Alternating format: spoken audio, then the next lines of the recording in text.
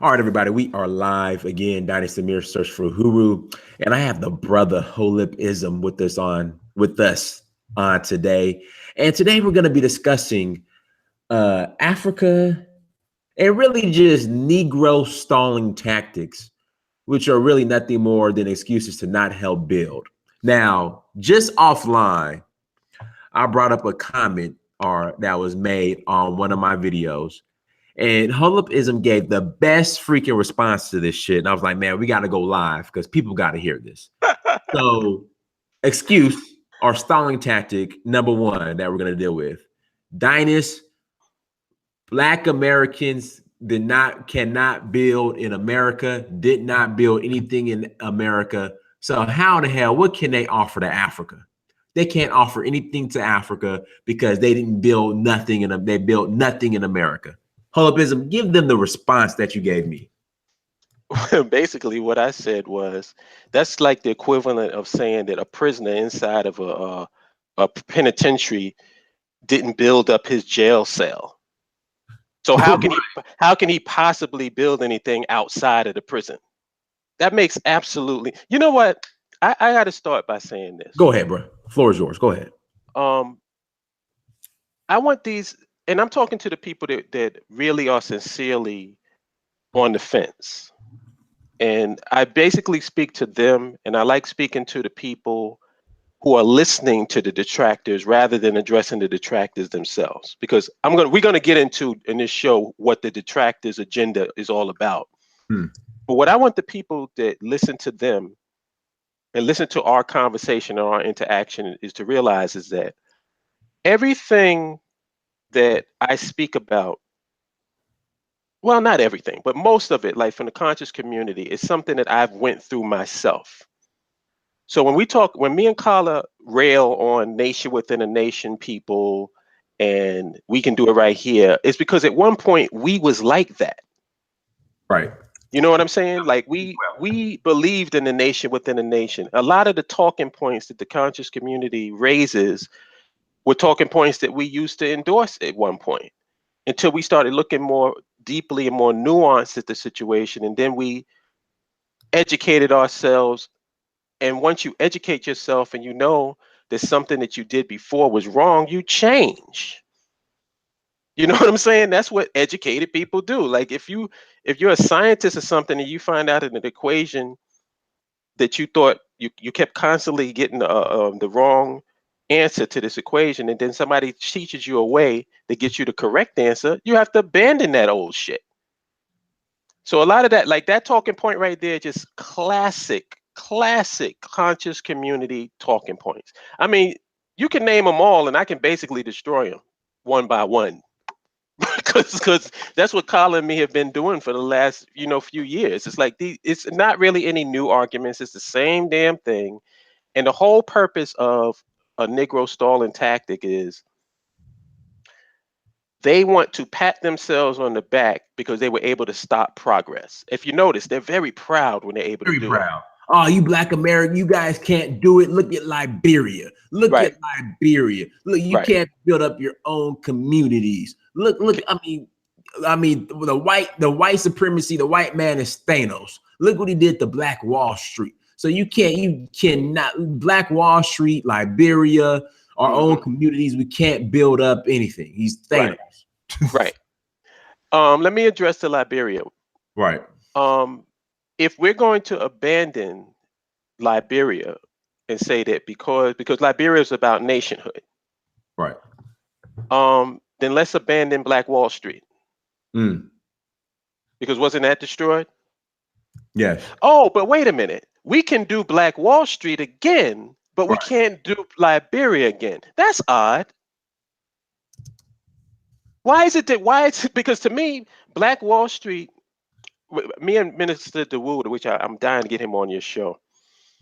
We always said that Black Wall Street was the satellite nation. Like if you look at this from a holistic scale of what we look at in terms of nationhood, Black Wall Street was our satellite nation here in America.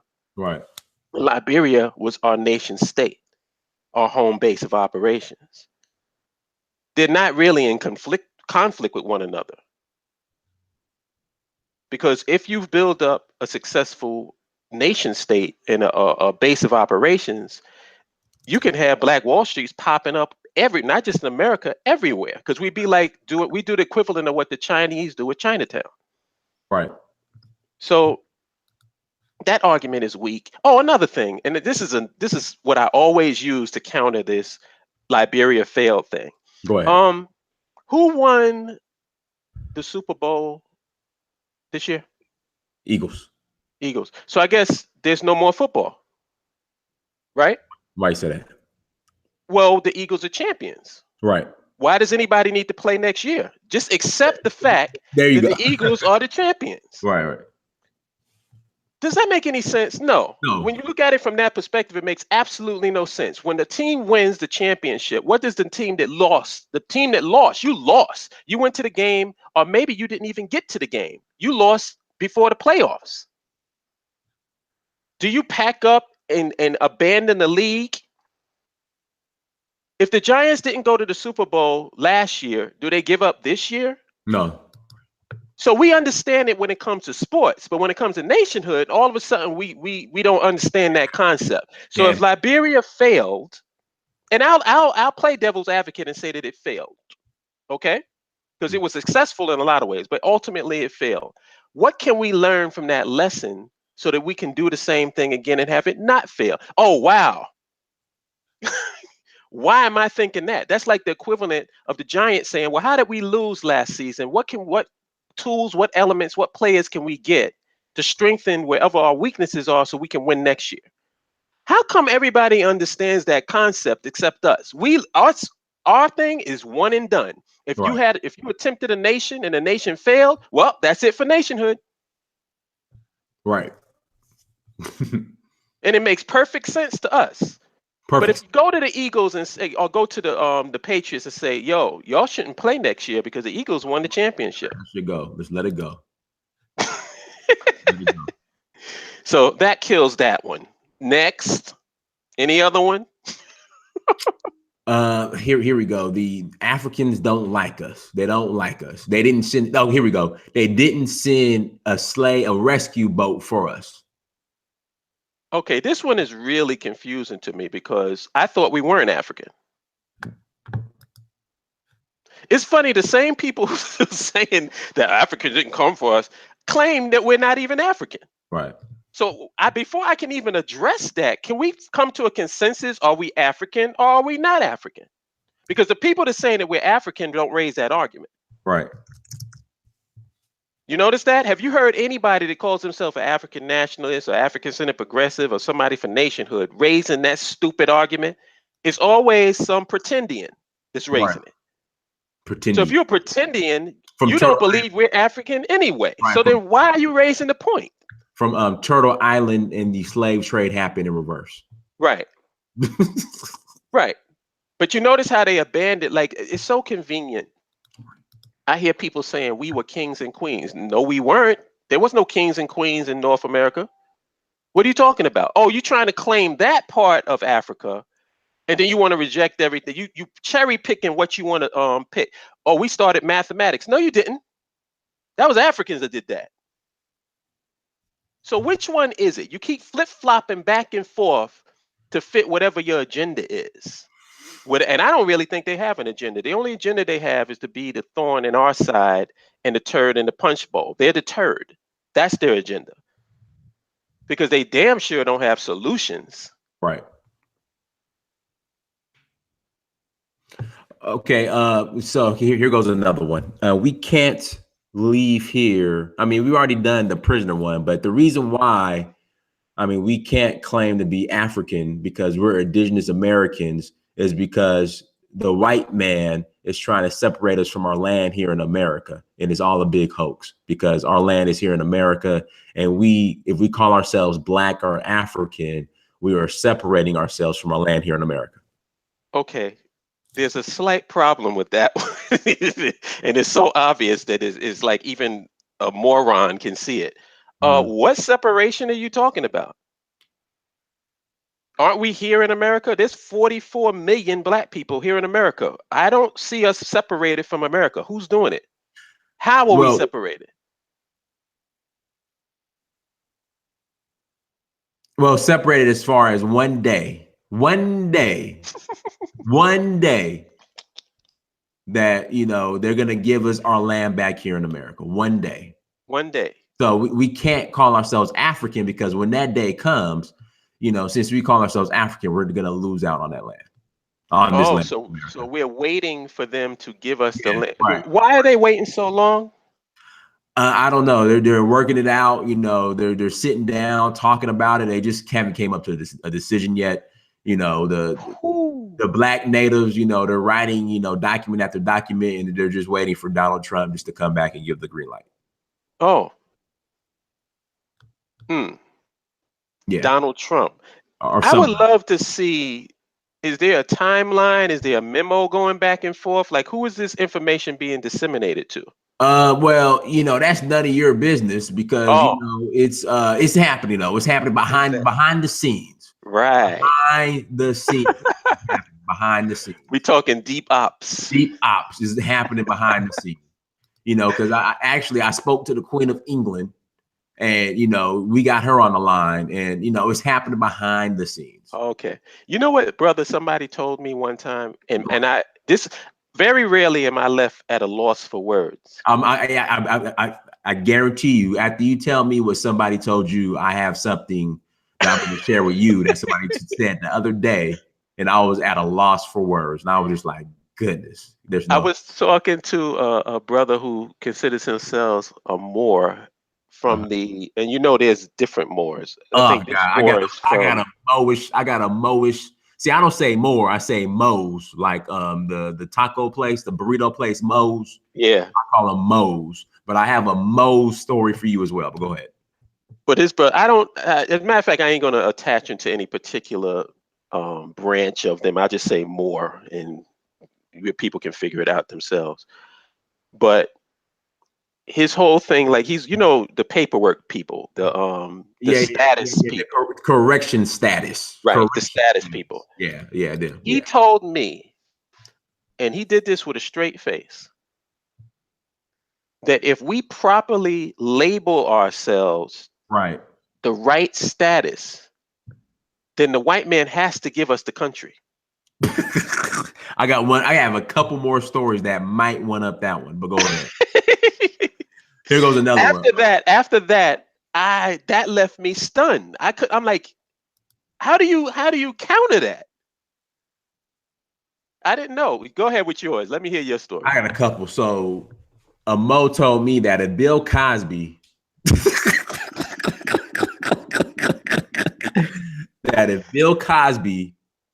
had labeled himself properly with his correct status, correction name status, that he would not have gotten arrested. They couldn't even bring him to court. He could have raped as many women as possible, and that the U.S. would not have any jurisdiction over him if he would have labeled himself properly. And then another one is the Alamo, like in San Antonio, stands for Allah Mo, and that the Alamo comes from Allah Mo. Wow. Yeah. Oh man. But you know who's made a killing off of this status correction stuff? Who? Brother Polite. Yeah, I can't really, to be honest with you, I can't really even speak about him, because I know absolutely I know his name, and I hear people talking about him, but I have not heard anything from him, so I don't know. I can't speak on him at all. I just know who he is by name. I mean, what Holip is it just, are we sick? Like, what is it? I compare it to, did you ever watch The Sopranos? Not really.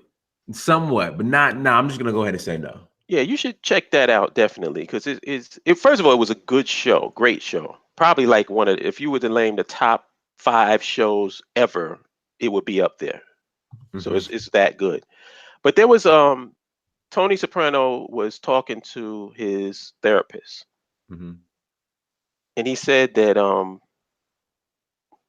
he thinks he's a funny guy, but when he tells a joke in front of his crew, Everybody laughs hysterically. He said, I'm funny, but I'm not that funny. And what it is that these people, how can I put it? They know what time it is, but they pretend that they don't. Right.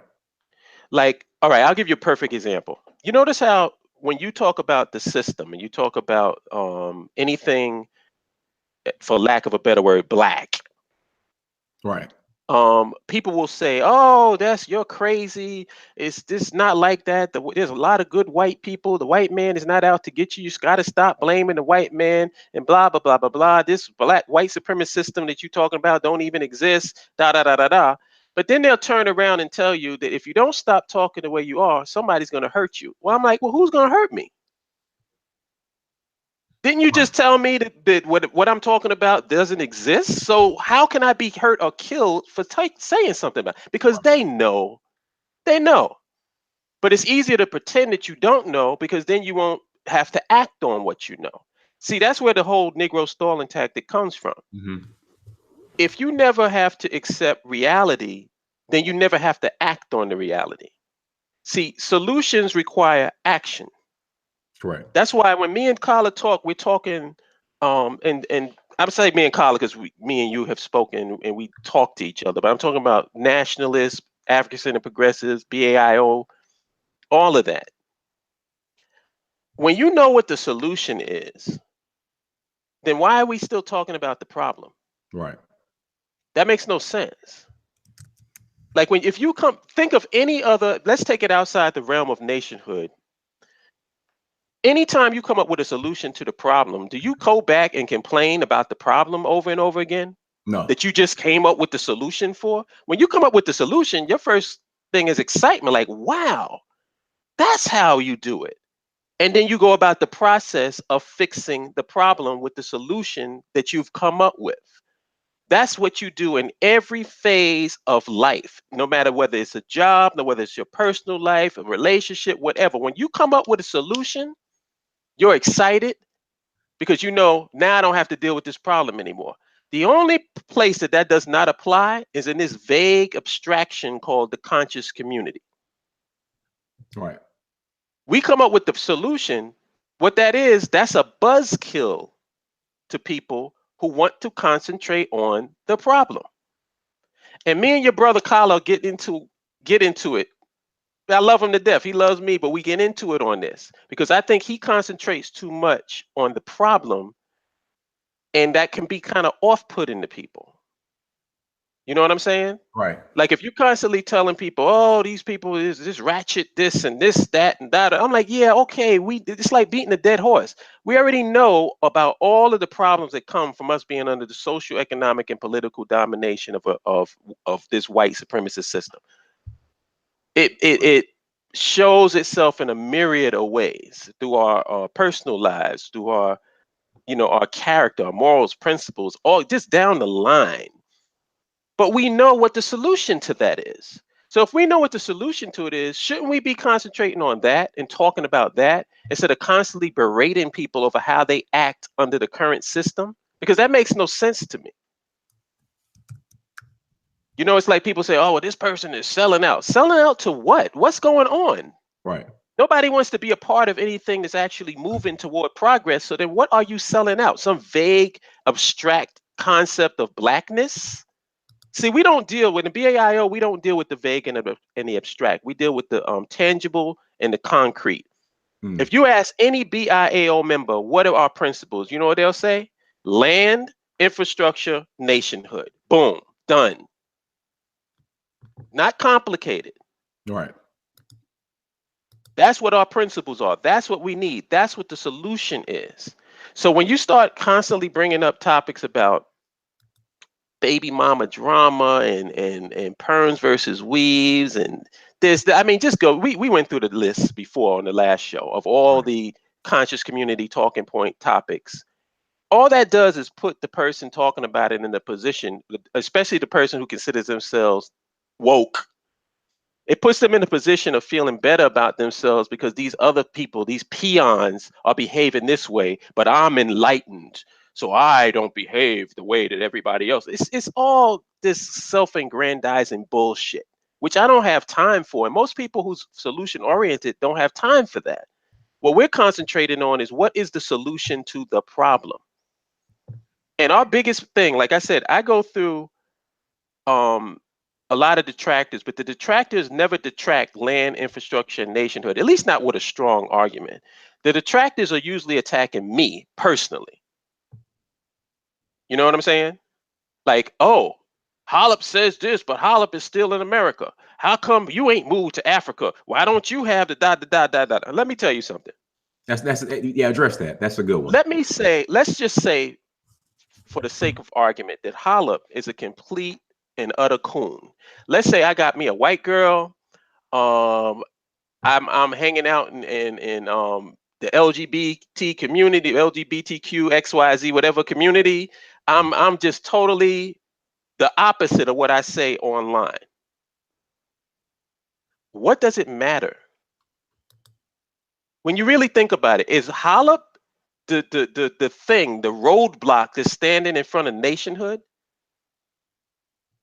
Am I the roadblock standing in front of land, infrastructure, and nationhood? If I'm a complete coon and a sellout and just a full of shit nigga that you think that I am, you're giving me way more importance than I deserve. Way more important, because the BIAO can take me and just toss me to the side. Like, yo, we don't want you repping us no more. Get the fuck out of here. And land, infrastructure, and nationhood will still continue. All right.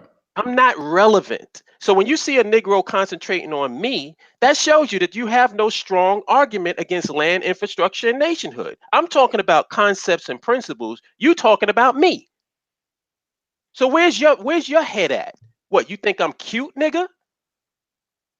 Is that what it is? What, you trying to rap to me? Why are you so caught up in what I'm doing? Because I can go off a laundry list. Like me and Kala and myself have enough means to call to book a flight today and have the money to pay for it and leave tomorrow. I got my passport. I've been out of the country before. It's not that big of a deal. So let's say I pick up and I leave and I go to Africa. What am I going to? Am I going as a part of an enclave that's trying to build up territory for a new nation? Or am I going as an individual so I can live under instead of me living under the socioeconomic and political system of white people, I go over to the socioeconomic and political system of Africans over there who don't even have control of their own socioeconomic and politics in their own land. So, and then once I do that, then the people, let's say I leave tomorrow. What is that person who's against nationhood going to do after Holip is on African soil? Are they going to change their mind and now become nationalists? That's a good question. What have you sparked them to change their mind? Nothing. They still going to be again. All it be is like, I'm gone and they don't have to deal with me no more. They probably have to deal with you, or they probably have to deal with Kyle or whoever else is the voice out here giving the solution. I just want the people that's listening to this to understand what they're doing. This is not about me. I'm unimportant. I'm irrelevant to the grand scheme of things. My brother who passed before the year went out, Dev, powerful brother, man. Me and him had a lot of things planned overseas, and it kind of like just threw everything out of whack when he left here. It was so unexpected. You know what I'm saying? Right. But life goes on. The mission is still there. The principles are still there.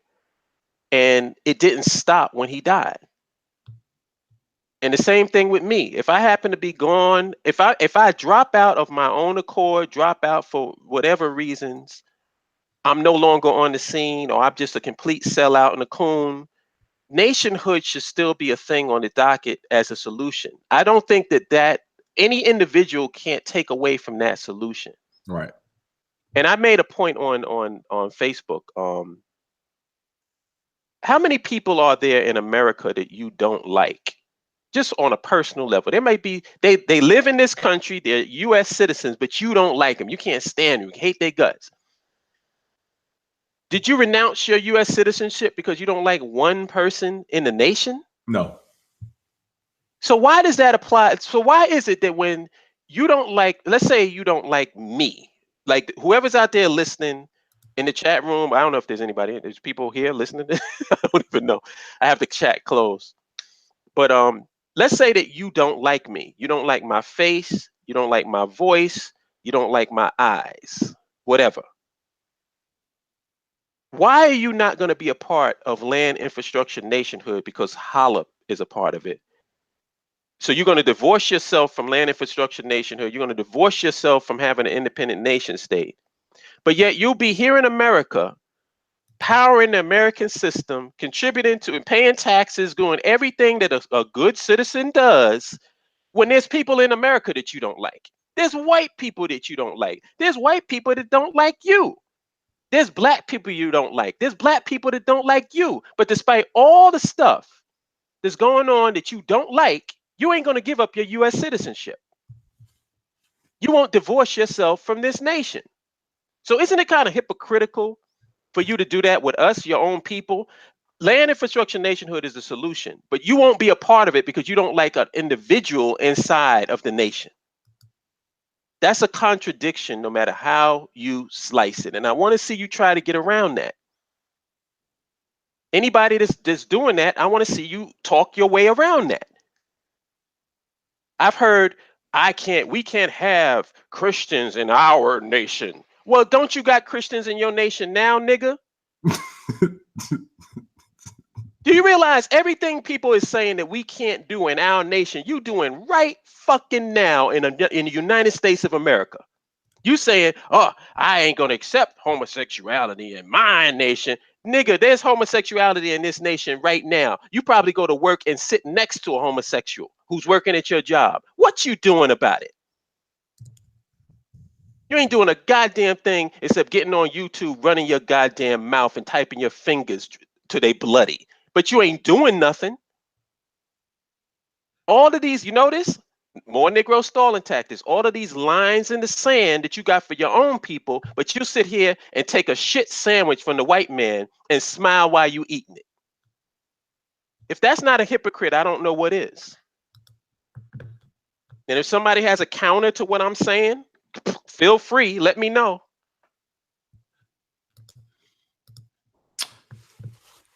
Let's see what okay, here we go. Here's another stalling tactic. Well, all the Africans are wanting to come to America so bad. So why should we go to Africa if they all want to leave Africa and come to America? I notice Nigerians don't seem to be wanting to come to America. There's a lot over here though. I know. A lot of the Nigerians are over here, but a lot of the Nigerians are over on the Nigerian land becoming billionaires. Nigerian is producing a lot of billionaires, and of course in Angola there's billionaires. See, what people need to do is update their information. Right. This isn't America from 50 years ago. This is America right now. And I wish, man, I don't have the stats on me, but I had a statistic talking about the amount of people that's actually renouncing their U.S. citizenship and getting the hell out of here. And a lot of them are white people. And they're going to like Singapore, Central America. Right. Yeah. Right. A lot of I think Jesse Ventura is not a U.S. citizen. He's in New Mexico or something like that. I'll look it up. Yeah. People are not coming to this country. They're leaving this country. Like Donald, but it's all a part of the propaganda. See, what the United States does is they operate using the same strategy as when you open up a nightclub.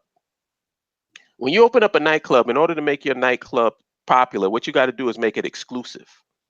So what you do is you get some big ass bodyguards dressed up really well and a couple of nice looking women to stand outside your club and pick who goes in and who doesn't.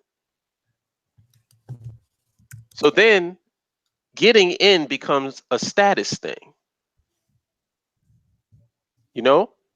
So that's how you build up your club. You make it exclusive. You don't let everybody in, and you pick and choose the type that you want in there. So then people start trying to live up to what this type is. Well, maybe I got to up my gear. I got to dress a certain way. I got to look this way, blah, blah, blah, blah, blah. They do whatever they can so they can be accepted into the club. The problem is the club ain't shit. You know what I'm saying? The club is nothing. Once you get inside, you realize, oh shit, the window dressing was fantastic, but this place is a dump. Like when Donald Trump said, and people got upset when Donald Trump called countries in Africa shithole countries. Right. Remember that? Yeah. That was a big uproar. Oh, these shithole countries, and like they thought that was so terrible. When I heard what he said, that wasn't my takeaway from any of what he said. What stood out to me was when he said, "Why do we want people from these shithole countries? Why don't we get people from Norway?" And the first thing that went through my mind is, why would somebody from Norway come to a shithole like the United States of America? Right. Even Norway, the same thing. yeah. Norway and all of those Scandinavian regions are consistently if you go through the top 5 countries in the world on the happiness index, economy, all of that shit, going back for the past 10 years, Norway is going to be either number 1, 2, or 3 in each one of those years. Why would they come to a shithole? Where's the United States? Is the United States up there? No, they're not. Haven't been in a while. So why would somebody from Norway come to this shithole? This is a shithole country. That's what I thought was funny about it. But the fact that he's calling African nations shithole countries when this country is a shithole country. But nobody concentrated on that because people always go for the surface bullshit. Correct. All right, we have a couple questions in the chat room. Everybody, thank you so much to the people who super chatted. Let me start from the top. All right, so ask how our brother plans to combat tribalism, which is so natural to all blacks. Even Black Americans are guilty. So that's another. Hey, we can't go to Africa because of the tribalism and the lack of unity. What will be your response to that? My response is, who's we? And I ask this question all the time. When people say we can't bring this to Africa, we can't do this to Africa, what we are you talking about? No, I'm saying I think he's speaking more the tribalism that's already going on in Africa. That's. Oh, okay. So he's talking about the people that want to go to Africa to establish something, how they're going to combat the tribalism that's over there. Yep. Mm-hmm. Oh, okay. Money talks and bullshit walks. I believe that everybody, all right, I'll put it this way. Let's say you go and you have a screenplay and you want to sell your screenplay, right? Because you want to make this movie that you've been thinking about making all of your life. So they give you a sit down with the money guy. They give you a sit down with the guy who can finance it, but he wants you to pitch to him. So when you pitch to him, in your pitch, what you talk about is how you've worked on this screenplay all of your life. This is a dream of yours. You have it in your head and you got the perfect movie. And if you could just get the money to do this movie, it'll be perfect and da da da da da da da da da da. Now notice what I did. Right. Everything that I'm talking about is what I want. What's his motivation to give me anything if I'm not telling him how he's going to benefit from it? Right, exactly. Not at all. And this is, and like I said, I'm getting into murky territory because there's a lot of stuff that I can't get too deep into, but I'll just say on a general level, people work with you when they can benefit from your relationship. And I'll just leave it at that. Okay. When you go over to Africa, first of all, you're dealing with heads of state. You're not dealing with the layman per se initially. I mean, we're going to be dealing with them eventually. But when you're talking about negotiating land deals and stuff like that, you're obviously talking to the people in power. So how do you communicate with these people and let them know that me being on your land will be a benefit not only to you, but to me as well? It's a mutually beneficial arrangement. And you can't say, oh, well, that doesn't make sense. It doesn't exist. I can give you 1,000 examples that's already going on right now. Like there's a brother in Harlem, and you can do Serengeti Teas. I was getting ready to say Kilimanjaro. Serengeti Teas in Harlem, who gets his teas directly from the continent. So how is that a mutually beneficial arrangement for the people on the continent who have the teas and the herbs to give them? It's a direct trade. You know what I'm saying? He's able to buy in bulk from them, sell it over here, and keep the business going. So there's a mutually beneficial arrangement that those guys have. It's other arrangement that you can have with African nations on the continent. Like, what is one of the things that people talk about that African Americans basically, I wouldn't say control, but what we're known for in America? Football, basketball, and trap music. Trap? Trap music. Or just music in general? Music in general, yeah. All right, so let's talk. We talk about athletes and entertainers and musicians. It's all entertainment. Like Brian Anderson says, run a ball, shoot a ball, or act a ball, or something. Right. Yeah. Now, aren't those tangible markets? Actually, they are. Don't those markets bring in billions of dollars for the people that want to control them? Yeah, but we don't control them. That's the issue. Right. We don't control them here. What if we did? You know, you see what I'm saying? Like, people don't look at the big picture. They see the little small picture. But here we go, Holip. We don't control them, because if we did control them, the white man will come, destroy it, and take it from us like Black Wall Street. Well, if you're talking about controlling it, yeah, I know. If you're talking about controlling it here, then that's not too far off, because it's been done. But what I'm saying is, if you have markets, you don't have to just deal with the American market. Right. So the reason why we don't control our industries, we don't control our music, we don't control our hip hop, we don't control any of that shit, is because we refuse to disconnect ourselves from this market. We want to stay tied to the American system and then complain because we're not being treated equally in it. That doesn't make any sense. Oh, damn, I want to tell you, there's something that's going on that is so logical, but I can't say it because it's in the process. But it's so goddamn simple, man. It's so, just think of what you, as a person here in America, what do you produce that the African continent can benefit from? I'll just leave it at that. Okay. I'll just leave it at that. Okay. All right. So now, did I answer? Wait, he was talking about the tribalism. Yeah, the tribalism. I think, you notice how I just sidestepped that whole thing? Because I don't feel that a lot of things that people are thinking is problems is going to be problems for us. Okay. When we go over to the continent, we're not trying to set up some because I know people have accused Kyle of saying that Kyle is a colonist and all this. He wants to go and colonize Africa. Yeah. Liberian. He's a Liberian. He's the first of all, if you don't like Kala, Kala is only one individual in the BAIO. That's why if you notice on my videos, I put the views and opinions of Mr. Holicism do not necessarily represent the views of the BAIO. And it's the same. Kala may not have that disclaimer, but it still applies to him.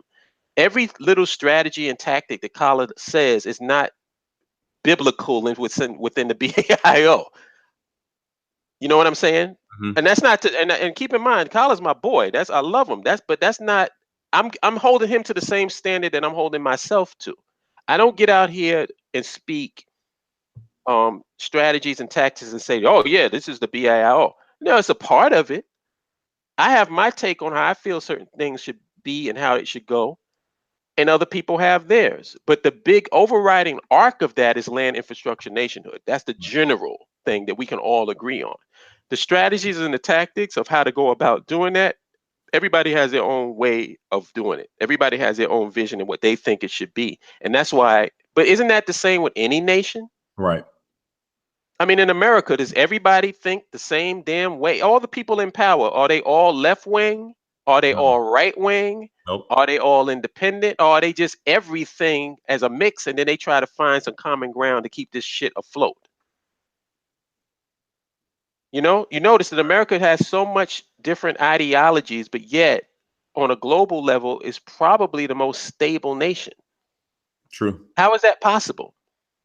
If you go according to the conscious community meme, which is differences draw us apart, they don't pull us together.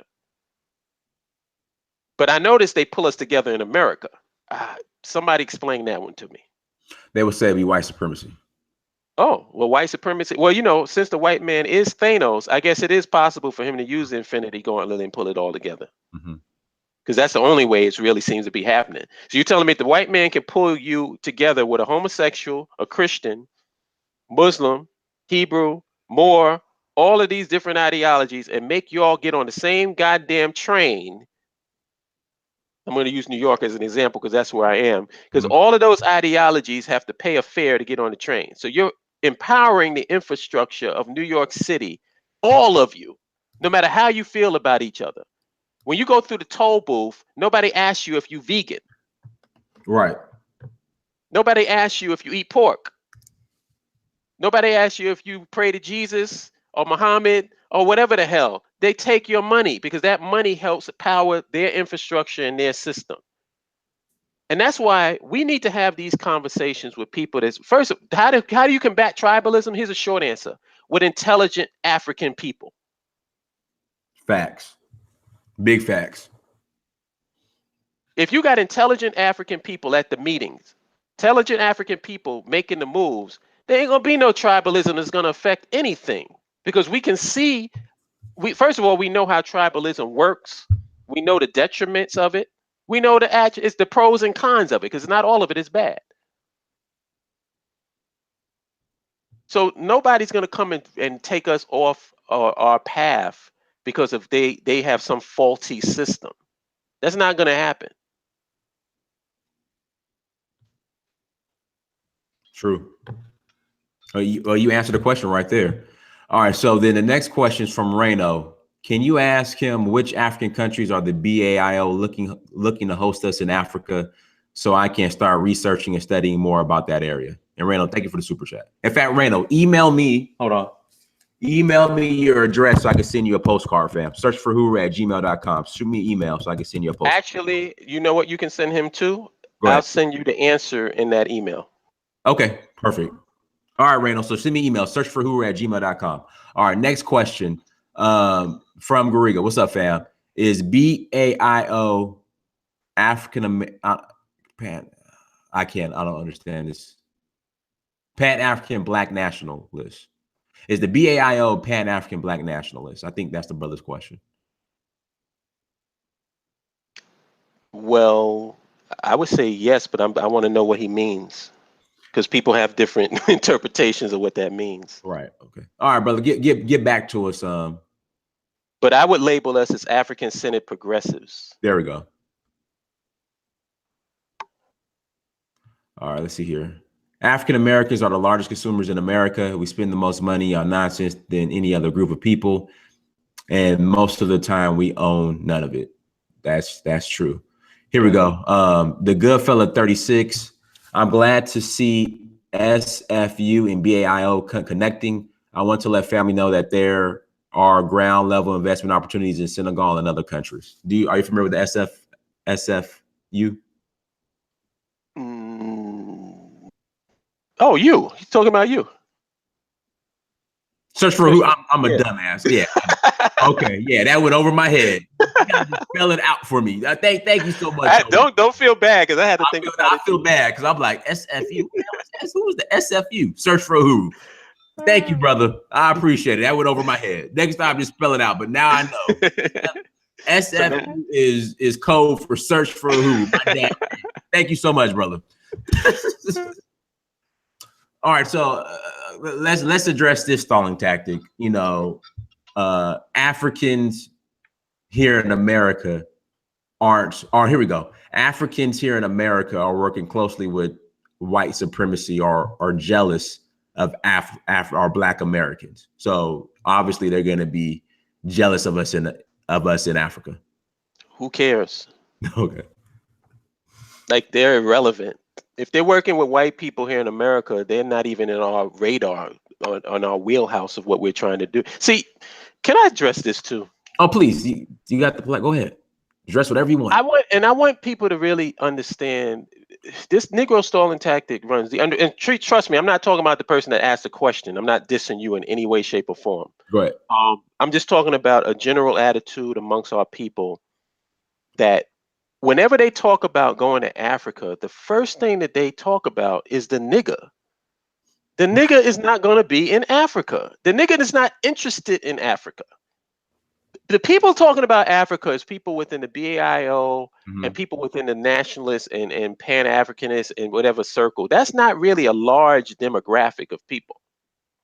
You know what I'm saying? And I've acknowledged that. Like I've said, I said that our numbers, if we're talking about the people involved in the nationhood process, now keep in mind, that doesn't mean going over to Africa. It means involved in the nationhood process. I'm looking at no more than anywhere between 2.5 to 5% of the 44 million Black people here in America. If even that. If that. But let's just say in a perfect world, we get 5%. Okay. You're talking about, I think 2.5% is about 250,000. So you're talking about 500,000 out of 44 million? I think about that. Yeah. That's not bad. It's not bad at all. That's not bad. I mean, and I'm not talking about 500,000 people over on the continent, because God knows, man, they be killing me with that.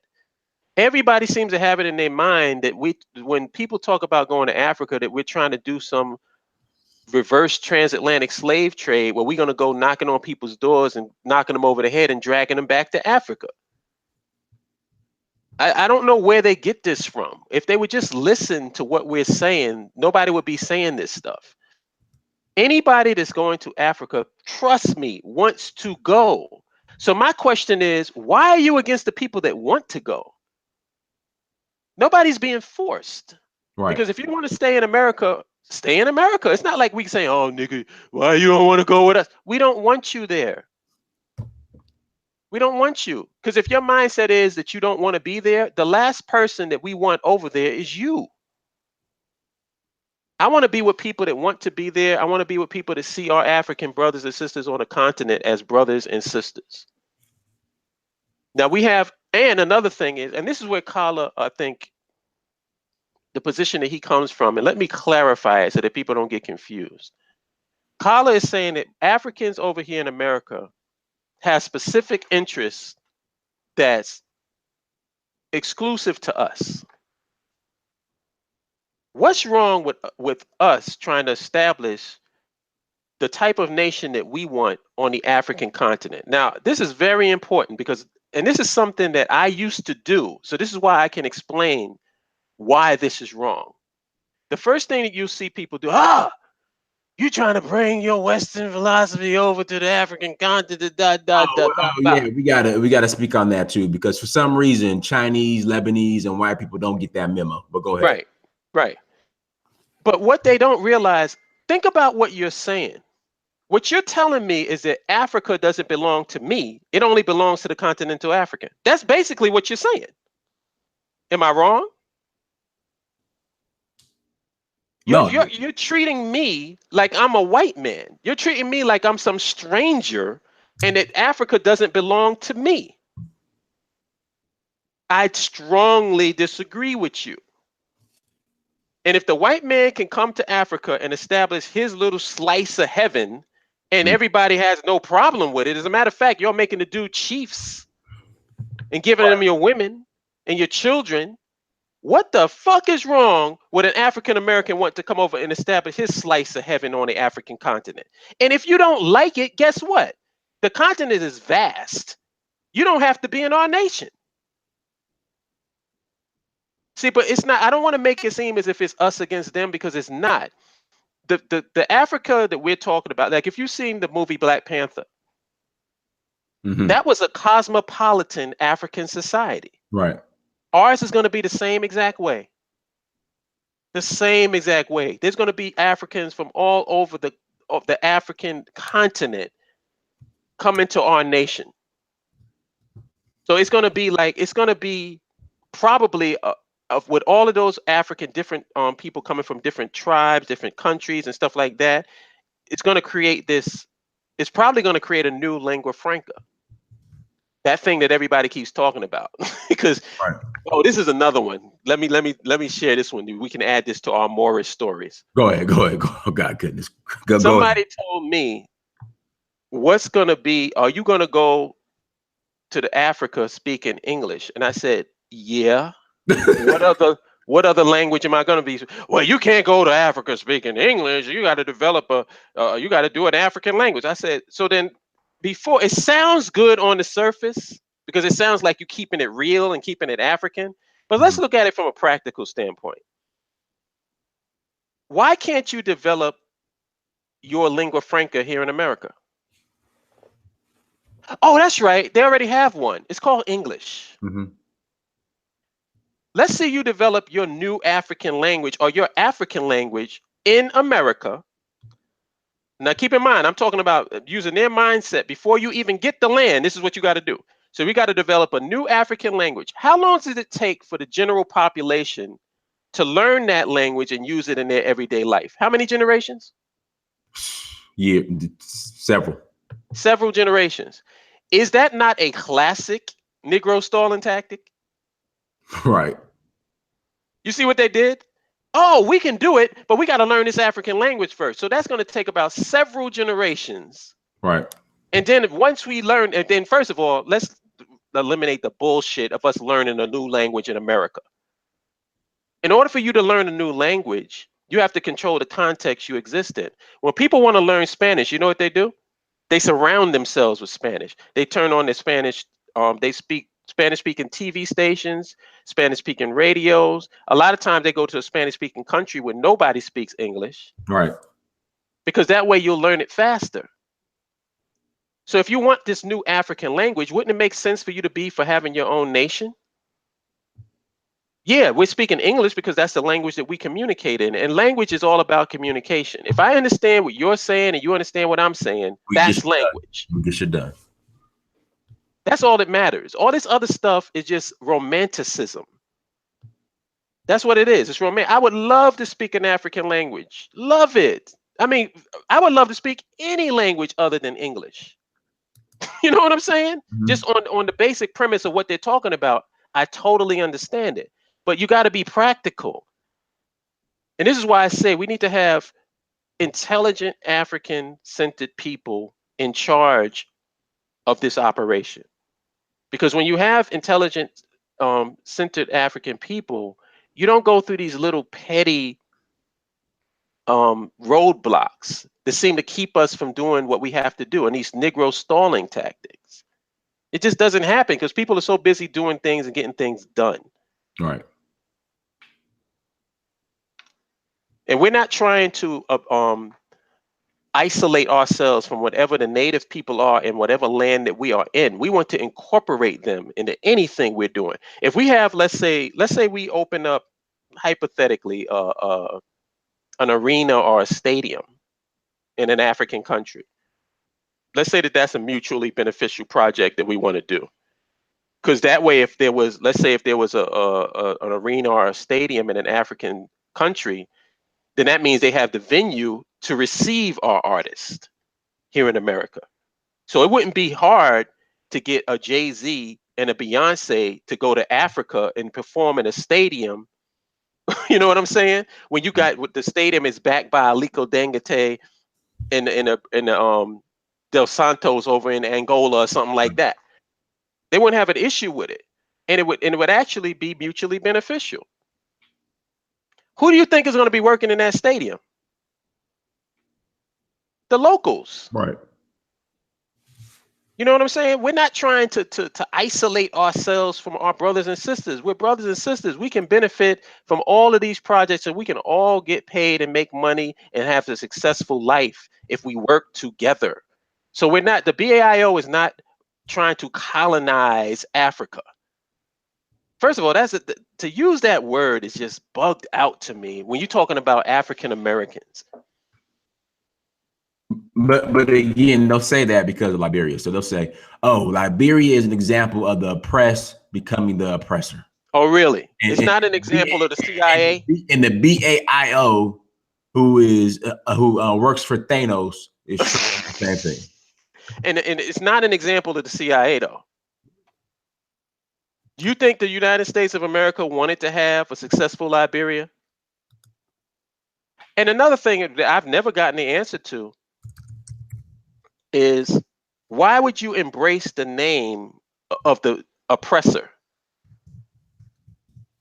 You notice they say that when it comes to Africa, they say that, oh, why are you using Africa? Africa is the name the oppressor gave. Yeah, Rah, Africanus from Rome or something was named after him, at the Yeah, which is a Scorpio damn lie. I won't get into that. You do your research. First of all, what was his father's name? Was his father's name Africanus? I don't know. I haven't really got past No, that. it's bullshit. It's another conscious community talking point. My boy Ishmael Bey will break that down to you. We should get him on the show too. What was I saying? That kind of You were speaking on the name Liberia. Liberia was named by African Americans. Right. How can you be a native Liberian? The only native Liberian is the people that formed Liberia. Those are native Liberians. If you're talking about the people that were there before they got there, yeah, you were there before they got there, but you weren't Liberians. So why are you calling yourself after your oppressor? So-called. Yeah, your so-called oppressor, the person that you claim does not deserve to be over there, or that colonized you and tried to conquer you, but you're called after them. Does that make any sense? Well, it's a contradiction to me, because on one hand you'll embrace that, but then on the other hand you don't want to embrace Africa. Help me with that. I'm kind of confused. Maybe somebody in the chat room can clarify it for me. No, I'm waiting for a response. I'm telling you, man, a lot of the stuff that I used to believe, or used to actually say, I look back on it and I go, damn, man, you were stupid. Right. Like, why did you, like, people want to say, I guess the best way to put it is in the very beginning of the Black Panther, the conversation that Eric Killmonger was having with his, no, it wasn't in the beginning, it was like in the middle. He was having with his father, and he was showing him his home, which was Wakanda. Right. He says, I would like to take you, but I don't think they would accept you. And he's like, why? He said, because they would say that you're lost. And he said, but I'm right here. And then, yeah. You know? Mm-hmm. And it's that thing where we want to act as if the African here in America is some different animal than the African on the continent. And I don't see it that way.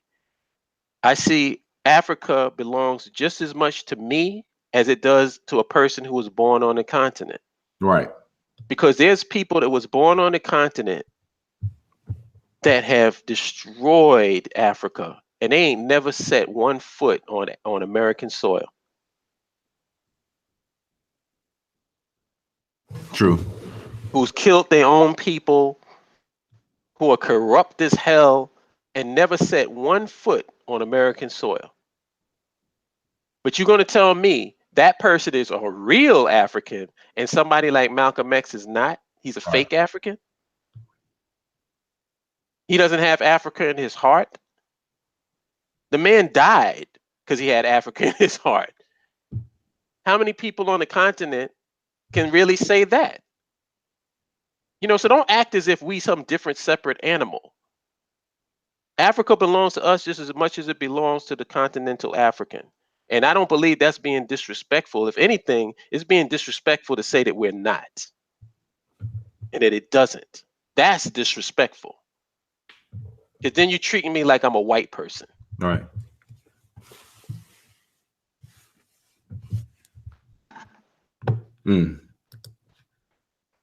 Let's see. All right, so Reno says Africa needs African American doctors, engineers, and pilots, not buck dancing indigenous moles. I agree. These samples act like African Americans didn't create a successful nation already. Right, I agree, and we have them. There's every aspect of nationhood we already have here in America. All we have to do is just get out of this mindset. See, my thing is, I think that my way, Well, you know what? I will say my way. I don't want to make it seem as if, but I don't want to do it in a selfish way, because my way is the same way that the BAIO looks at it. We are not requiring no ultimate sacrifice from you. We're really not. You can be right here in America and contribute to what's going on that nation state. You don't have to leave. As a matter of fact, like I said, I don't ever disrespect the brothers who want to stay here, or the brothers and sisters that want to stay here, or try to make it seem like they some bootlicking niggas because you don't want to go to Africa. That's not what I hope that that's not the impression that people are getting from me. And if they do, I apologize, because that's not what I'm saying. What I'm saying is, we can contribute to nationhood and support the brothers and sisters that will be going to the continent. You know, I don't think that that's something that's out of the realm of possibility. I don't see why that's so an unreasonable request. If you don't want to go, don't go. But you can support the people that go. I mean, you pay taxes here in America and watch your taxes go to attack, Syria. What the fuck do you have to do with Syria? Right, exactly. Or giving your money to help build the what they call that, the Iron Dome over in Israel. That's where your money's going. Right. Wouldn't it be nice if your money was going to your own damn nation state? Brother, hold on for 1 second. Oh, go ahead. I'll be right back. All right, we have 167 people watching, only 74 likes. Please get the likes up, people. Caligenesis, how you doing, brother? Everybody, thank you so much for joining us. I really appreciate the convo that's going on right now, the dialogue. Make sure you get the likes up. All I'm asking, okay, if you're not super chatting, the least you could do is like and share. That's all I ask for. Just like and share. If you're new, please subscribe. But everybody, thank you so much for joining us. Hopefully you guys are enjoying the convo. Caligenesis, what's up, brother? Kyla, we gonna rise up. That's what we gonna do. We gonna rise up. Yeah, we rising up today. Yeah, we gonna rise up. Peace, Kyla. Yeah, so I'm back.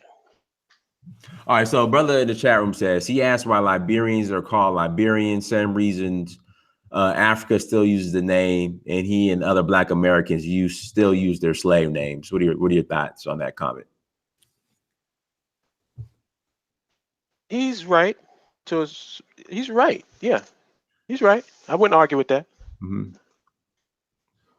Okay. It's just curious as to, because there is one difference. Didn't the native Liberians, as they labeled themselves, espouse those people from power? Like, they're no longer in power, the African American. Correct. So what happened? Why didn't you change the name and go back to whatever you was doing before they got there? It's not like here in America. In America, whites are still in charge. White people still control the infrastructure and the power structures in this country. If you took out the people that you claim was the problem, then what's the deal? What's going on now compared to? Is Liberia better now than it was then? No, goodness no. No, absolutely not. So then, doesn't that just say everything? You had a thriving society, and now all of a sudden you're in chaos. So did that help you? Like, these people with these talking points, oh, they came over and they did this and that. Well, what's going on in Liberia now? If you care so much about Liberia, why don't you get your black ass over there and help them out? They don't care. They don't give a damn about the people, the native people of Liberia, the people that was there before it was called Liberia. They don't care about the African Americans that went there to establish Liberia. What they are Negroes who are engaging in Negro stalling tactics. Hence the title of this video. Yes, that's what they are. It's the drop the mic statement. Right. Whenever you say, all right, I'll give you an example. Tell me something positive, Dinah. Anything. Just come up with anything, like, about going to the continent. Just anything, name it. There's a ton of opportunities there. A ton of opportunities in Africa? Absolutely.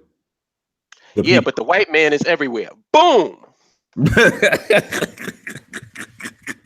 Drop the mic. Right, right. You notice that they engage in drop the mic statements because that ends the conversation. Right. Well, we can establish, even the people, it's probably people that's saying that we can't establish any mutual beneficial relationships in over in Africa because Africans don't like us. Boom. Drop the mic. Mm-hmm.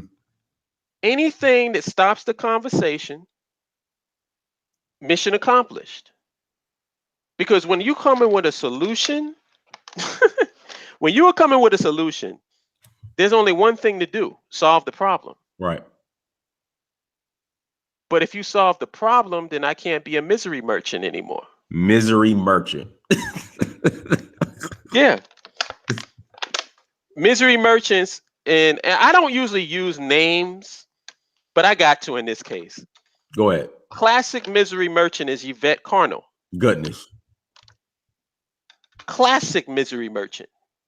Because this woman wants to keep you tied to America to the point where she's saying that the only way you're going to be free is if the white man gives you money. Right. The government has to help you in order for you to get to where you're trying to get to, black man. You can't do that on your own. Were you crazy? Typical misery merchant. She's not the only one, but she's one of the more popular ones. Right. She blocked me on Facebook, by the way. Wow. Akitude Bowden, brother, thank you for the super chat. What does BAIO think about building an African-American state or city in an existing African country? Is the former more practical than building our own nation? Well, Kala touched on that before, where he said that we would basically be existing in an existing African nation initially to begin with. Right. Because they already have the infrastructure in place. What we would be doing is developing that enclave and that land that we're on into, I think that the scenario that we're looking at is sort of like what he was saying, a Singapore or a Hong Kong situation. I think that's the ideal thing that we're looking for initially, and then we can build from there. But to answer his question, yes, we do want to. I think that we're going to work with the existing governments only because we have no other choice. I mean, we're not going over there with an army and taking over people's land. That's not what we're doing. So we want to work with the existing governments as best as we can. Like, I don't think that you can work with every African government for obvious reasons. There's levels as to who you can work with and who you can't, depending upon the level of corruption there. What's going on in that country? Like, do you really want to deal with Boko Haram? Really? No, absolutely. You know, so it's certain regions that we're gonna stay the fuck away from, and others that will be more who's more accommodating to what we're trying to do. And like I said, I don't want to go into specifics on that because there's a lot of people trying to throw turds in the punch bowl, and I don't want to give them an opportunity to do so. But anybody that wants to come into the circle, this is not some secret. You don't need no secret decoder ring to figure out what countries we dealing with. It's just that I don't want to put that out there for general consumption because a lot of people are just disingenuous and they don't really give a shit about black people. They don't give a shit about nationhood. They don't give a shit about our children having a future. All they want to do is be the white man's bitch and stop whatever it is that we are trying to do. That's their goal. That's their lot in life. That's their agenda. And I just want the people that's watching the argument to see them for what they are, which is a bunch of disingenuous clowns. Because if you give me an argument that they come up with, I'll just decimate it and destroy it within a minute. A lot of times a minute ain't even needed because we've done it on this show in 30 seconds. Right. All right, Reno wants to know, military. Will we have our own military? How will we get help? I don't want to get into that. Okay. All right. No problem. No disrespect to whoever asked it, but that's something that we need to have an in-house discussion on. Okay. All right. Reno and the brother Mansa. Hold on. Let me make sure I'm Thank you for the super chat, man. Some more, and make sure you email me your address so I can send you guys out some postcards for the super chat. Thank you so much. Well, brother, we'll anything else you want to share in closing, man? We'll go ahead and close out, but the floor is yours. And take your time too. Take your time. Yeah. Like I said, man, I just want to I hope that the people who's listening to this, whether you like me or you don't like me, it's really irrelevant, because like I said, when it comes to how you feel about Mr. Holipsism, I'm irrelevant in the grand scheme of things. I can do my shows and my videos or be on this interview and be in other forums, or I could not be. The question you have to ask yourself is, what is the solution? When I was in your show I forget which show it was, with me, you, and Kyle was on there. Right. And I asked the question, because I believe if you want to get the right answer, you got to ask the right question. And when you ask the question in the right way, you get an overwhelming response. And what I asked on your show was, I says, do African Americans deserve to have a land of their own? Yes. I don't think no. I don't think we got a response. No, the majority, like I looked at the chat room. If you go back and look at the show and see the live chat, all I saw was yes, yes, yes, yes, yes. I didn't see any no's. Okay. Everybody agrees that we should have our own. So if everybody is agreeing that we should have our own, where is the pushback coming from? Who's giving the pushback? What I can sense from it is that you have people intentionally pushing back because they see that people want nationhood, and they throw turds into the punch bowl, and they muddy the waters, and they get people caught up in these different conversations, distracting for what the main conversation is. The main conversation is land, infrastructure, nationhood. That's the solution. That's the main topic. As a matter of fact, any nationalist who does any type of broadcast or show or whatever, if you ain't talking about land, infrastructure, and nationhood, why are you even doing a show? What's the point? You know what I'm saying? It's like as a matter of fact, if you're not talking about that, you might as well do, booty videos or like cat videos or twerk videos. Yeah, doing twerk. I mean, at least that'll get you some views. If you're trying to get views, don't do conscious shit. Conscious shit ain't getting you many views.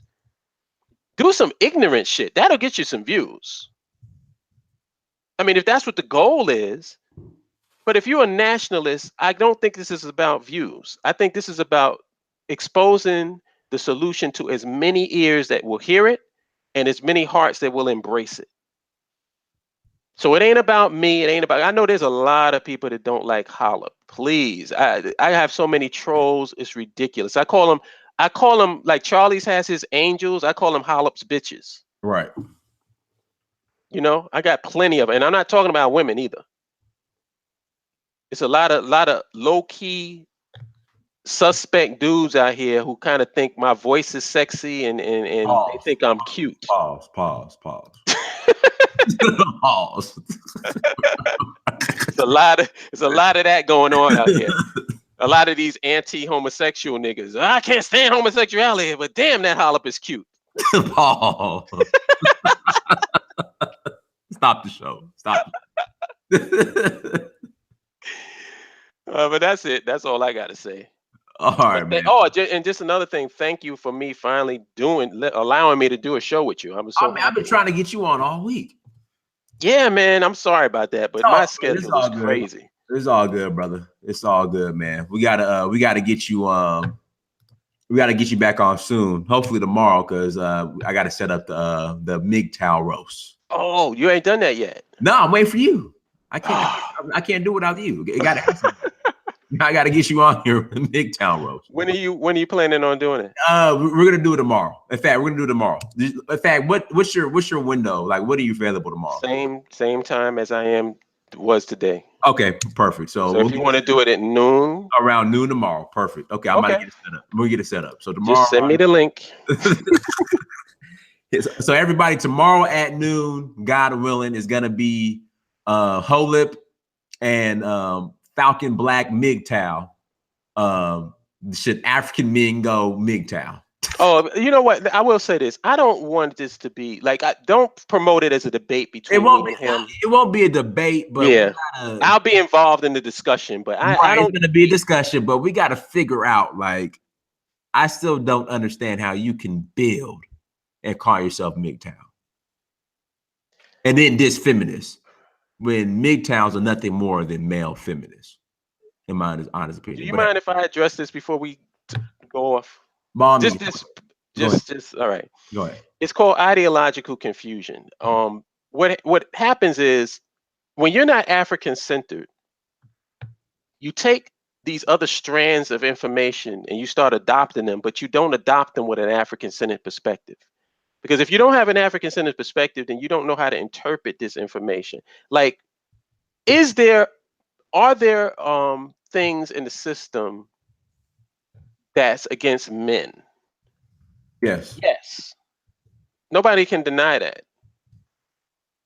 But is your black man, like as a black man living in America, is your issues and your concerns the same as a white man living in America? Some of, well, I would say this, maybe depending on maybe some of them are. Maybe. Well, that confirms my point. The answer is no. Right. Because some things, like you say, cross. Some things that, yeah, you may benefit from or be disadvantaged from incidentally, because you're talking about this whole thing about the courts and all of this shit is a battle between white men and white women. Right. And any benefit or any disadvantage that you have is incidental. Realize that. But if black women benefit from a system that was set up for white women, they only benefit from it incidentally. It's not like the system was designed for them. You know what? You got to repeat that again. Repeat that again. Yeah. The system was not designed for black women.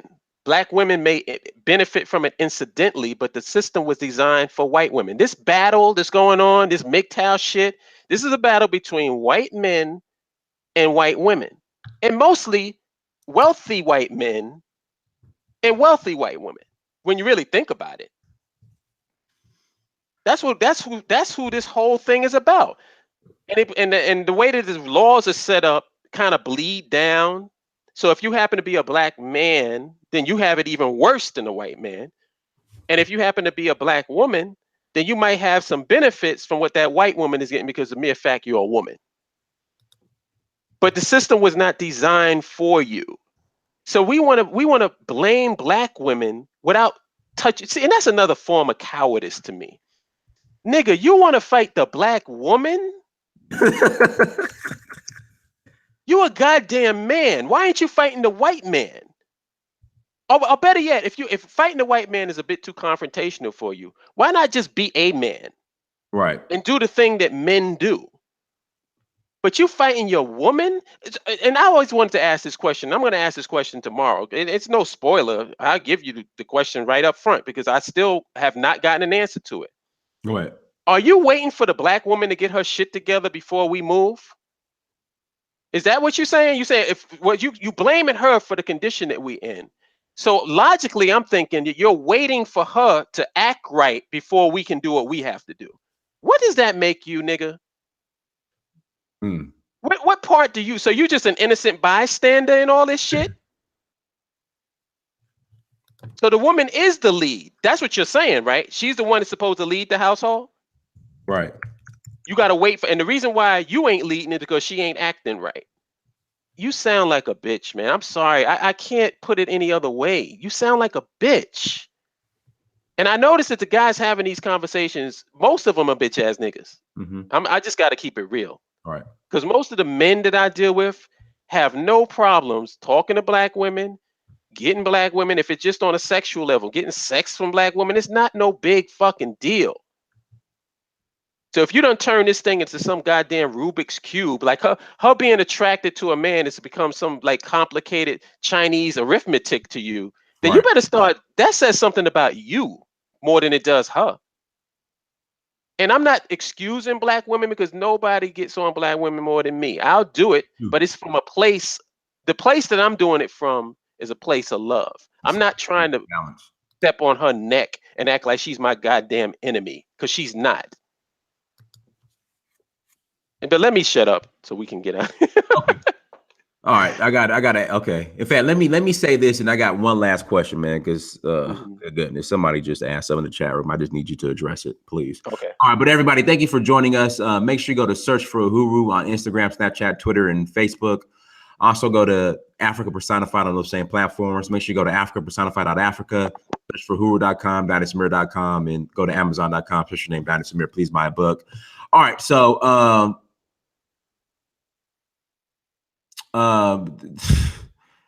in SWAT's BJTJ, I'm in Hotep. Whoa. Wants to know, are you a Moor? Please, it's hard to believe him if he's not, because you have to know law. Oh, Jesus.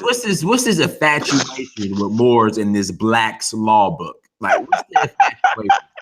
Because I keep seeing, what I mean, can you explain this infatuation with Moors in the Black's law book? Let me break it down. I've said this before, and this solves to me the whole Moorish law and paperwork and all of this. And I've made this statement before, and this is the best way to put it. This is my gift to you, Dynas. Go ahead. Thank you so much, sir. Appreciate it. Law is an opinion backed by a gun. There it is. If police come and bust down your door, you hold the Constitution over your chest and see if it stops those bullets.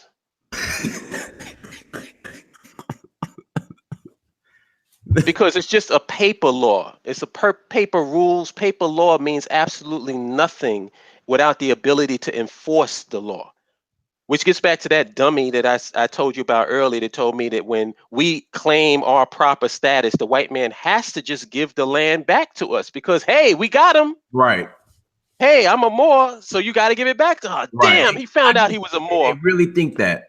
He found out he was a Moor. Now we got to leave the White House. God damn it. Yeah, he found out. He found out that they claimed they put L in Bay at the end of their name, and they're Moors now. So damn it, we lost. Yeah, we lost. We got to get out the White House. We got to leave now. If you believe that, then that's all. Listen to the people that's listening to this conversation. What side do you fall on? Do you fall on that guy's side, or do you fall on the side of logic and reason? I just leave it at that. All right, brother. Shout out.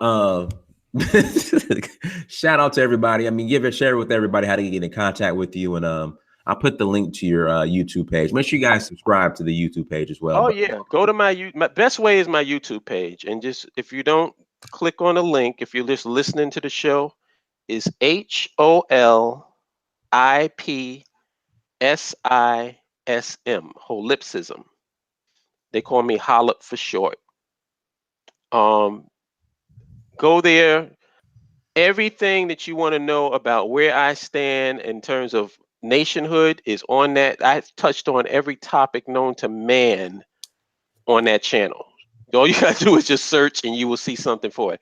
I have a series called Talking Point Smash, where we do kind of what we did today, which is smash all these talking points that people come up with as Negro stalling tactics to nationhood, because that's really all you're going to get. Negro stalling tactics. You're not going to get any solutions. The only solution is land, infrastructure, and nationhood. And that's that. All right, and with that being said, College Genesis will be on tonight. Hopefully, I get them on at 8:30, and we're gonna rise up tonight at 8:30. We're gonna rise up at 8:30 tonight, everybody, Eastern Standard Time. All right, everybody, till next time. Holip, I enjoyed it, man. Peace. Thank you.